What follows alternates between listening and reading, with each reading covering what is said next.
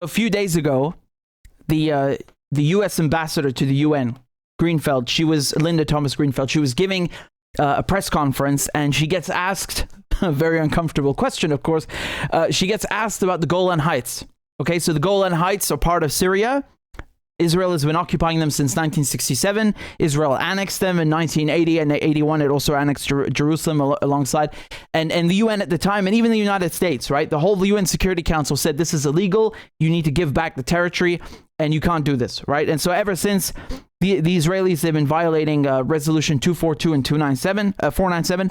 And I want to show you what she says about the Golan Heights, right? So remember, this is the Donald Trump's administration, who then in 2019 say, actually, you know what? The Golan Heights, they're not Syrian anymore. They're Israeli. Jerusalem is not Palestinian or corpus separatum or a separate body. It's Israeli. So she gets asked, right? What does she have to say? Our policy on the Golan Heights has not changed. This vote did not signal any change in that policy, and our decision in 2019 remains in effect. And I can't say that more clearly than that. Our decision, meaning her and Nikki Haley, Mike Pompeo, Donald Trump. Yeah. So you see, when we say there's no difference between Trump and Biden, this is exactly what I mean. This is exactly what I mean. And I told you this before Biden got elected. I told you that the foreign policy would be copy and paste, a continuation, and it has been the case for every theater that you can think of, in every domain and in every field. So shameless. Like, at the same time that she's saying, oh, it's illegal for the Russians to occupy the Donbass, it's illegal for the Russians to go into Ukraine, they're violating Ukraine's territory, they're violating Ukraine's territorial integrity, Ukraine's sovereignty, international law.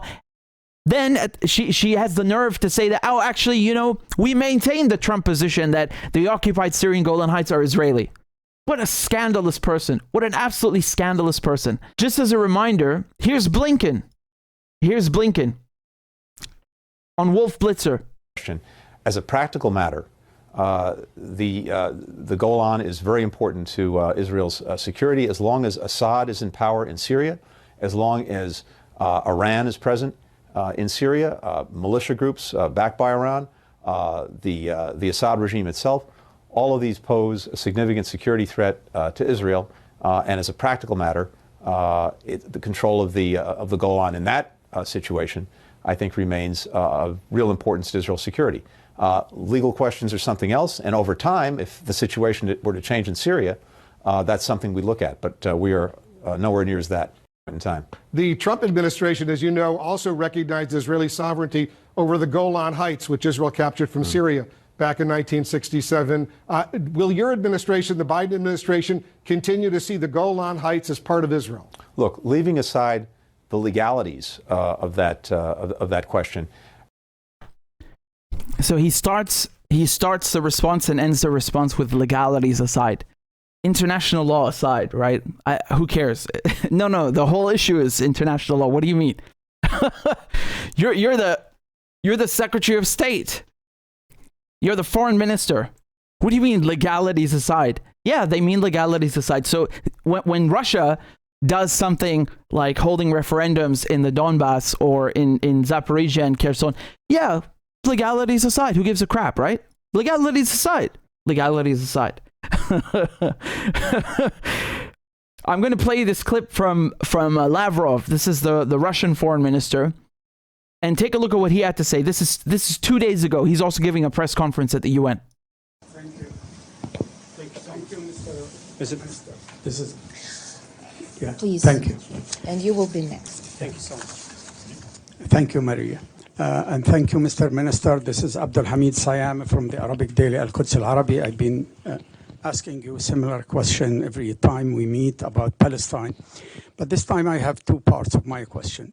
A few days ago, the ambassador of the U.S. stood here. She talked about the priority of the U.S. about upholding international law of the U.S. Ah. Yeah. She spoke about the priorities of the U.S. upholding the international law and the UN Charter. And the same press conference, she was asked about the Golan Heights, and she repeated that the country is still upholding that resolution of 2019, recognizing the Golan Heights as part of Israel. That's the clip I played for you at the beginning of the segment. So I want you to comment on this double standard. And continuing double standard, every time I ask about the right of the Palestinian to defend themselves, similar to other people who fell under colonialism and foreign domination, then they start talking about two-state solution, and the SG spoke about the example of Gandhi. He wants the Palestinian to follow the example of Gandhi, who has 450 million behind him, not like the Palestinian whose backs are against the wall. Do the Palestinian people have the right to resist their occupation and foreign domination by Israel? Thank you very much. По палестинскому вопросу. On the Palestinian issue, we have resolutions from both the Security Council and the General Assembly of the UN, and we stand for everyone to be guided by these resolutions. When it comes to your first question, I will read out this text and we'll continue after. The Donbass is very important to Russia's security. As long as Zelensky is in power in Ukraine, as long as NATO is present in Ukraine, militia groups backed by NATO, the Zelensky regime itself, all of this pose a significant security threat to Russia, and as a practical matter, the control of the Donbass in that. So you see what he's doing? He's making fun of Blinken. He's reading this. He's taking what Blinken said in this exact interview and changing it, right? Instead of as long as Iran remain and Hezbollah remain in Syria, he's saying as long as NATO proxy groups remain inside Ukraine.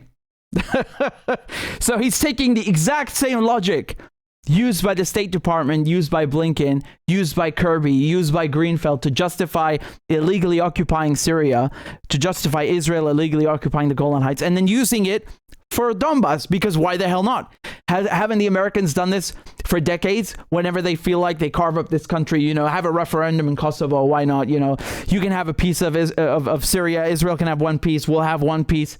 Yeah, why not? Everybody can do what they want, right? Because international law doesn't mean anything. That situation, I think, remains of real importance to Russia's security. Let me play them side by side, okay? Let me play them side by side. Of that question. As a practical matter, the Golan is very important to Israel's security as long as Assad is in power in Syria. Blinken, an interview to Wolf Blitzer, 8 of February 2022, he was asked about the Golan Heights. The legalities of that question. He started with leaving aside the legalities. As a practical matter, the Golan is very important to Israel's security as long as Assad is in power in Ukraine, in Syria, as long as Iran is...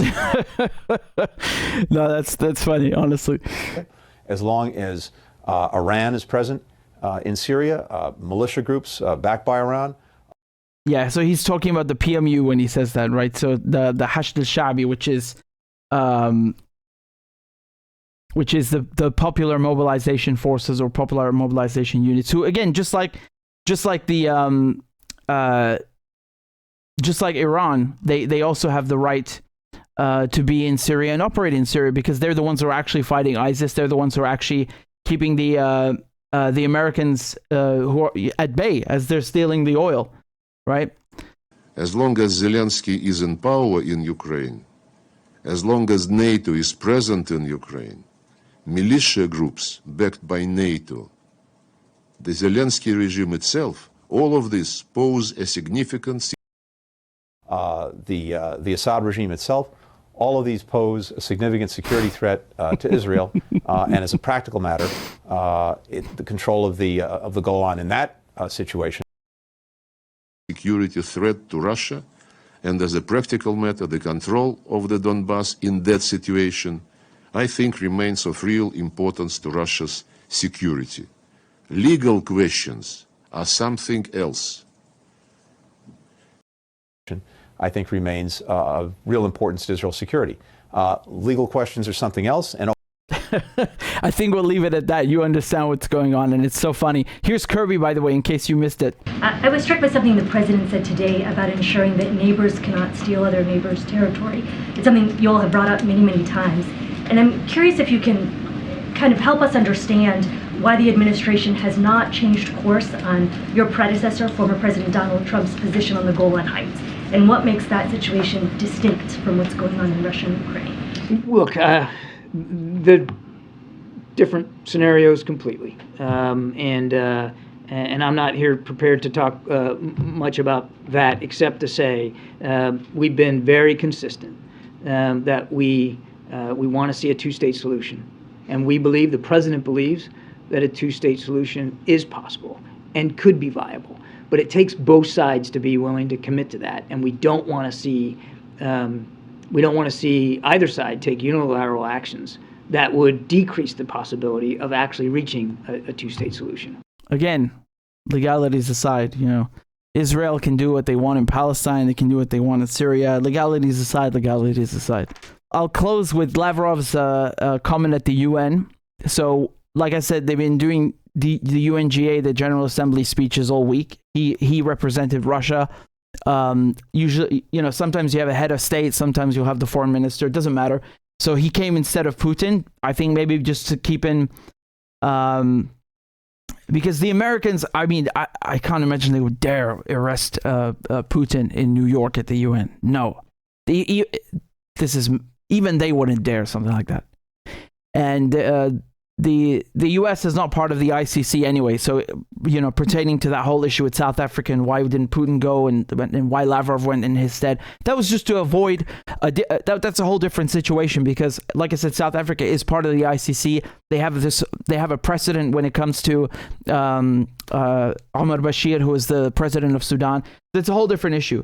But he came in and spoke for Russia this week, and listen to what he had to say. And it has long been to reject the principle of equality and their total inability to reach agreement.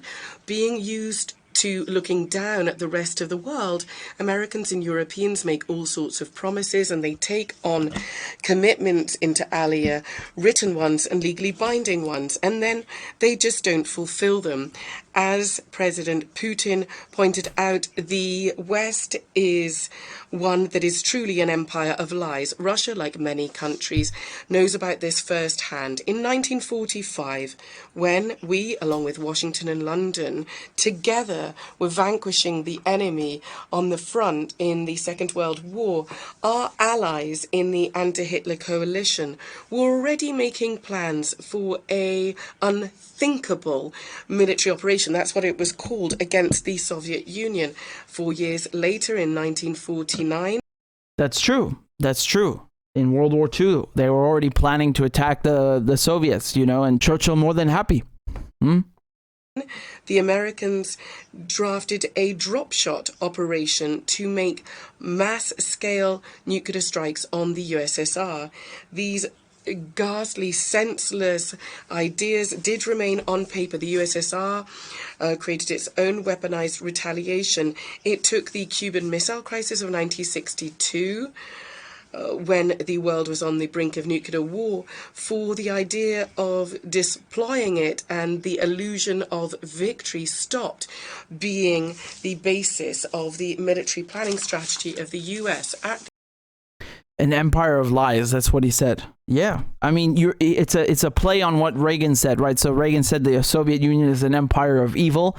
Well, today the slogan is that the West is an empire of lies.